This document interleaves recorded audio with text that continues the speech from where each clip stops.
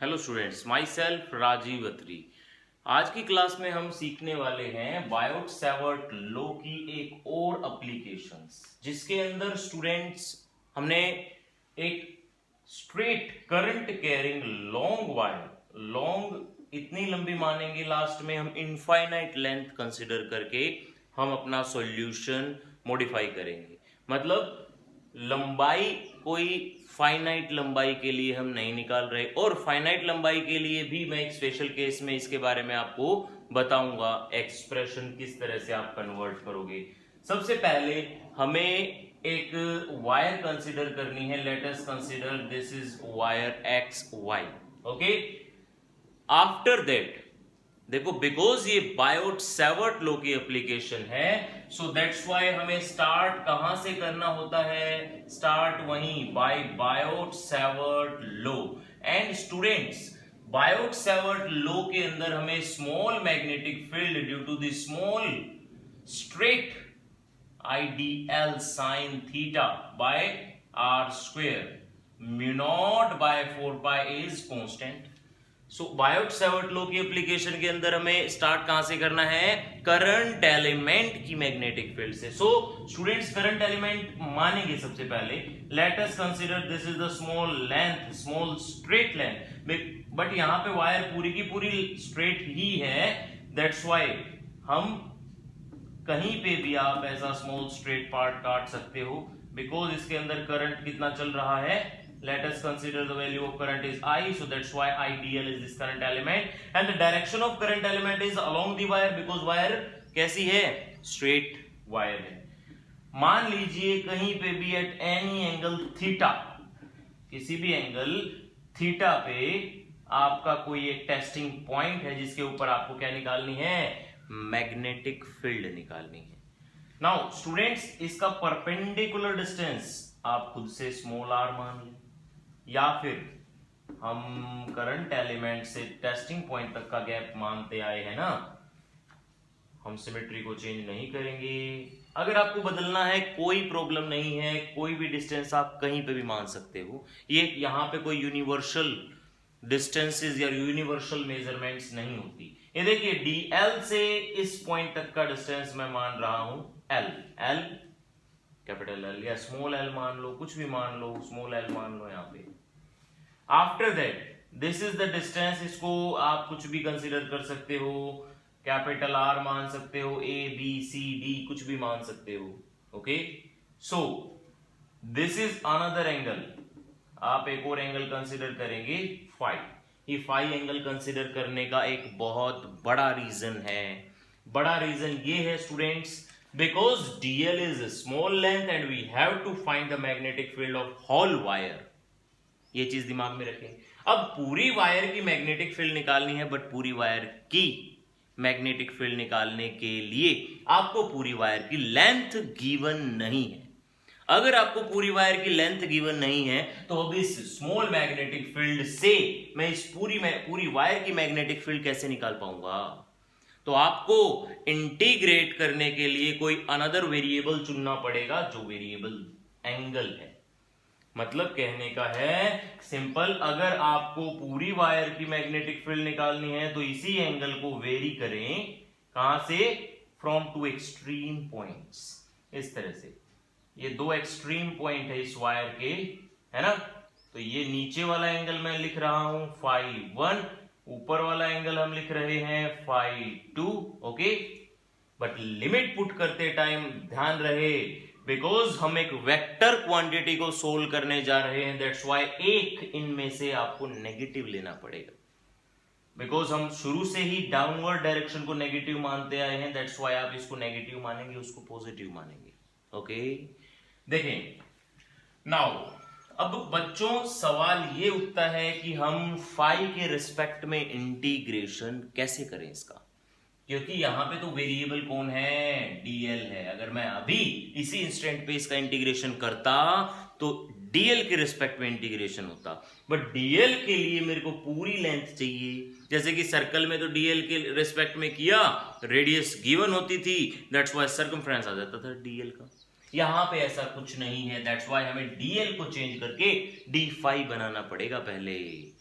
And DL को change करके D phi बनाने के लिए बच्चों हमें 3 चेंजेस लाने पड़ेंगे इसी एक्सप्रेशन में। वो 3 चेंजेस ये हैं, देखो ट्राइंगल देखते हैं एक बार। ये ट्राइंगल है P, ये मान लिया Q, ये पॉइंट मान लिया R। So in triangle P Q R changes लाएंगे स्टूडेंट्स।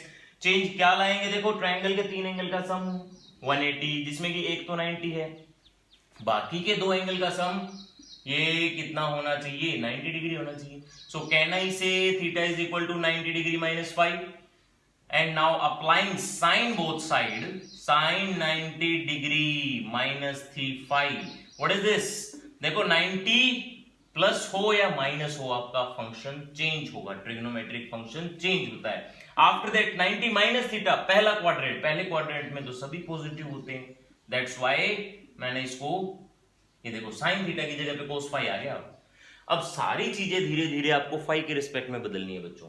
देखो फाई के रिस्पेक्ट में बदलने के लिए again second thing is L, इस ट्राइंगल से रिलेटेड सारी चीजें थीटा नहीं फाई के फॉर्म में होनी चाहिए। सो एल और इस एक्सप्रेशन में आर है, आर भी बदलना है। ओके, एल और r by using trigonometric function हमें पता है एक साइड रह गई ए, तो आप दोनों को ही ए से डिवाइड कर दें, कर दिया।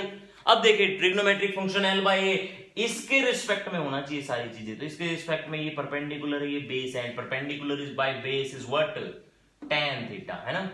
Perpendicular by base is what, theta नहीं फाई यूज करेंगे, L is equal to a tan phi. Okay, after that बच्चों हमें करना है dl, यहां पे है L, सो एक और स्टेप लगेगा बस, differentiate both side with respect to, इसको हम बाद में करते हैं, with respect to phi.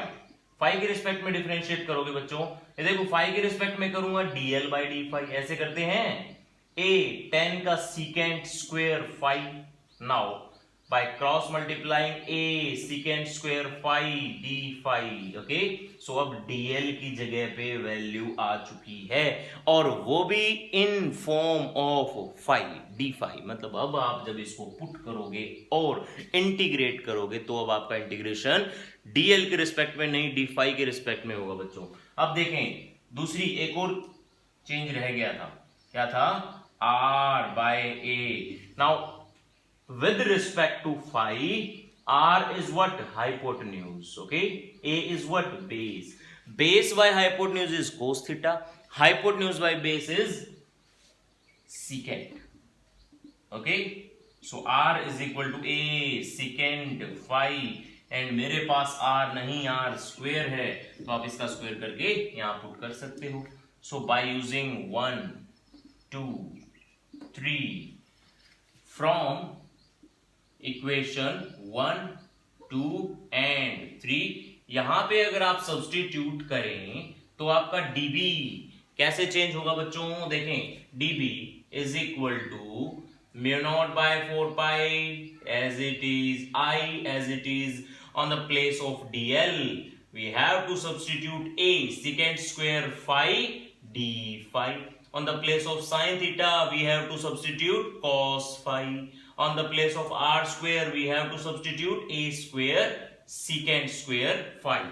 now students जो टर्म्स आपकी यहां से कट रही है कंप्लीटली उनको काट दें, बाकी सारी चीजें as it is, cos phi d phi, नीचे एक a रह गया, इसको भी रखें।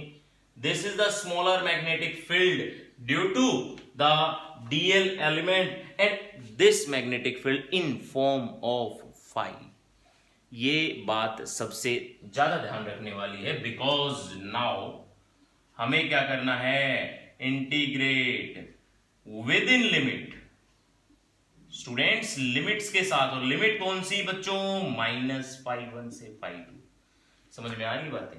dB का integration b mu naught by 4 pi as it is, I by a as it is, constant है बच्चों। कांस्टेंट का कैसे पता चलता है, कांस्टेंट का पता चलाने के लिए आपको ये देखना पड़ेगा d के साथ कौन है, d के साथ फाई है, मतलब स्मॉल d का मतलब होता है स्मॉल चेंज, जो चीज छोटे लेवल पे है उसी को बड़ा करने के लिए हम इंटीग्रेट करते हैं, और छोटे लेवल पे फाई, सो फाई को बड़ा करना है, और इन सब के पास फाई नहीं था, that's why they are constant. Now students, cos, integration of cos is positive sine, sine phi. Limits कैसे पुट करते हैं बच्चों? Upper limit minus lower limit. ये सारी चीजें हमारी चेंजेस थे. इसके बाद मैं यहां से स्टार्ट कर रहा हूं. d is equal to mu naught by 4 pi I by a. देखें, upper limit minus lower limit, sine phi 2 minus sine minus phi 1. बच्चों, sine minus theta minus sine theta होता है, मतलब साइन के एंगल का नेगेटिव बाहर आ जाना चाहिए, और उसी के साथ ये पॉजिटिव हो जाएगा, और पॉजिटिव हो जाएगा तो मैं इसको रीअरेंज करके ऐसे भी लिख सकता हूं, है ना, बिकॉज बीच में प्लस का साइन है, तो 3 + 2 और 2 + 3 एक ही बात है. दैट्स व्हाई मैंने इनको आगे पीछे कर दिया, नो प्रॉब्लम. इसके बाद आप कह सकते हो कि ये आपका फाइनल एक्सप्रेशन है इस केस का ओनली. बट हमें इसी से रिलेटेड अब 2-3 स्पेशल केसेस पढ़ने हैं बच्चों. अगर आपको स्क्रीनशॉट करना है तो एक बार कर लीजिए. मैं फिर अननेसेसरी इक्वेशंस को रफ कर रहा हूं, सिर्फ एक ही इक्वेशन को छोड़ेंगे. देखिए, यस, ये है फाइनल एक्सप्रेशन. सिर्फ इसी के बिहाफ पे मैं आपको इसके 3 स्पेशल केसेस डिस्कस करूंगा अभी. देखिए, स्पेशल केस नंबर 1. बच्चों, स्पेशल केस के अंदर सबसे पहला स्पेशल केस, तो आपको बड़ी लंबी वायर लेनी है. बड़ी लंबी मतलब इनफाइनाइट, कोई फाइनाइट डिस्टेंस की नहीं होनी चाहिए. फॉर इनफाइनाइट वायर होने के साथ साथ बच्चों टेस्टिंग पॉइंट आपका मिड में ही होना चाहिए, है ना. For infinite wire and the testing point मतलब point P is at mid of the wire, ऐसे.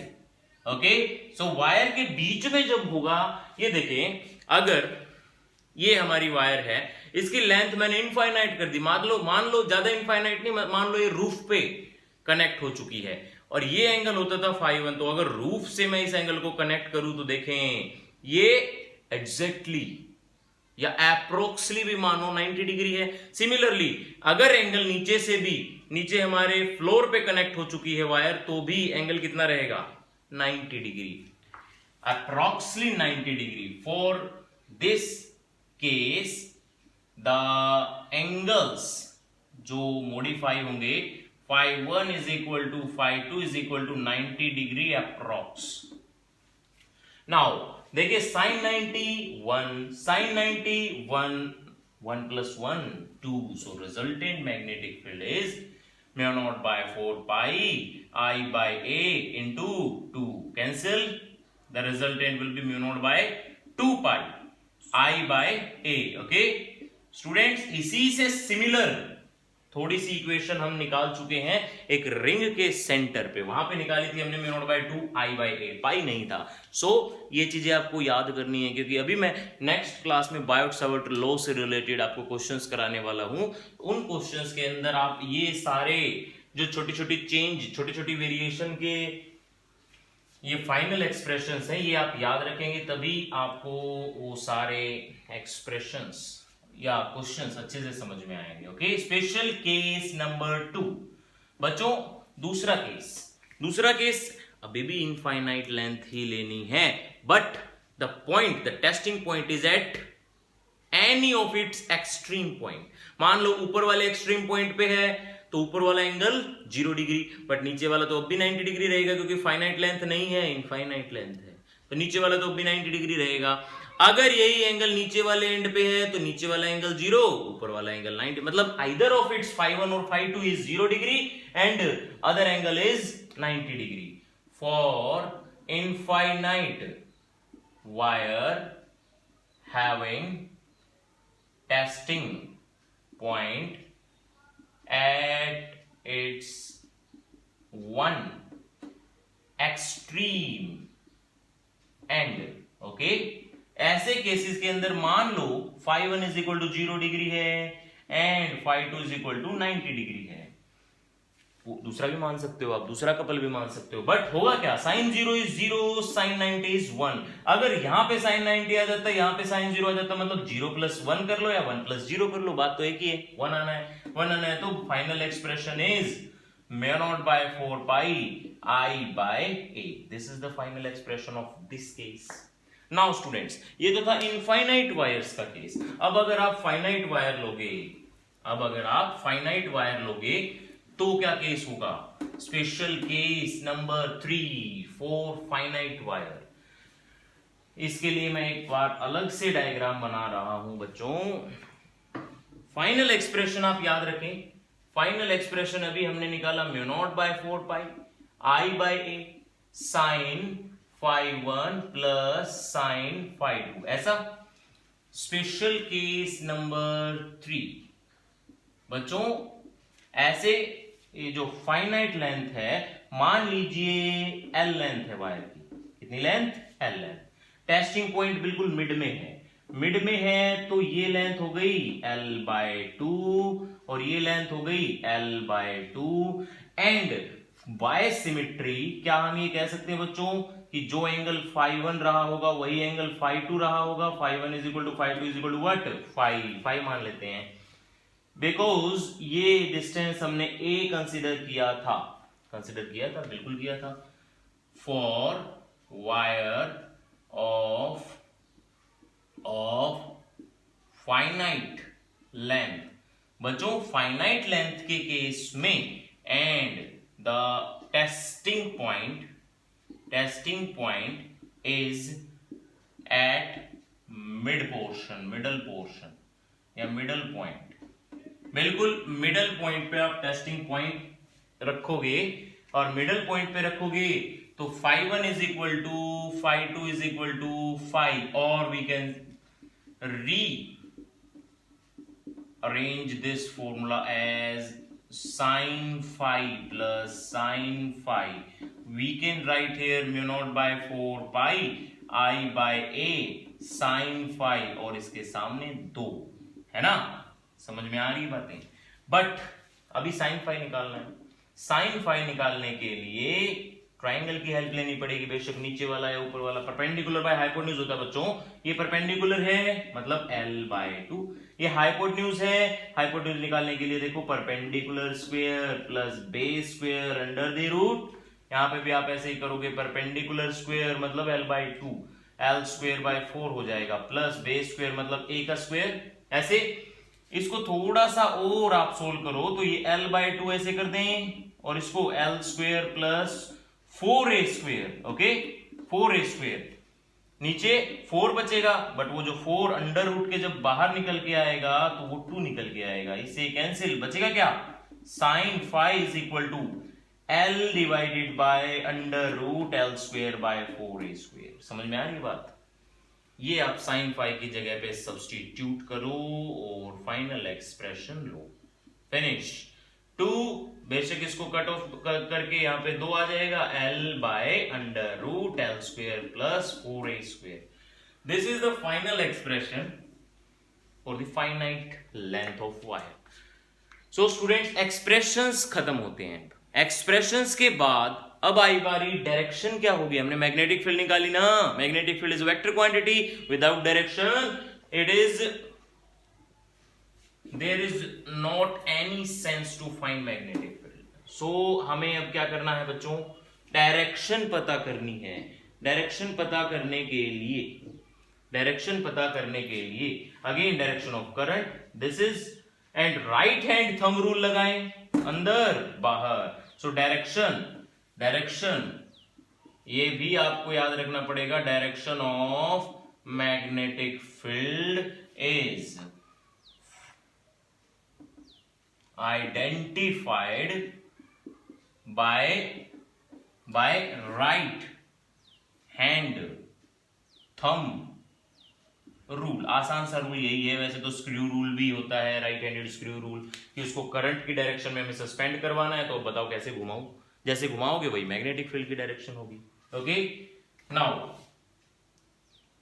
to draw a graph between magnetic field and this distance a. Graphical variation बच्चों कि कैसे कैसे मैं इस पॉइंट को और दूर ले जाऊं और दूर ले जाऊं और दूर ले जाऊं तो मैग्नेटिक फील्ड कैसे वेरी करेगी बच्चों। तो देखिए अगर हमने मैग्नेटिक फील्ड अभी निकाली, किसी भी एक एक्सप्रेशन को उठा लीजिए, mu naught by 2 pi I by a for infinite length at a point on its middle portion. ये देखो कांस्टेंट है, आई कांस्टेंट है, बचा क्या, b is inversely proportional to a।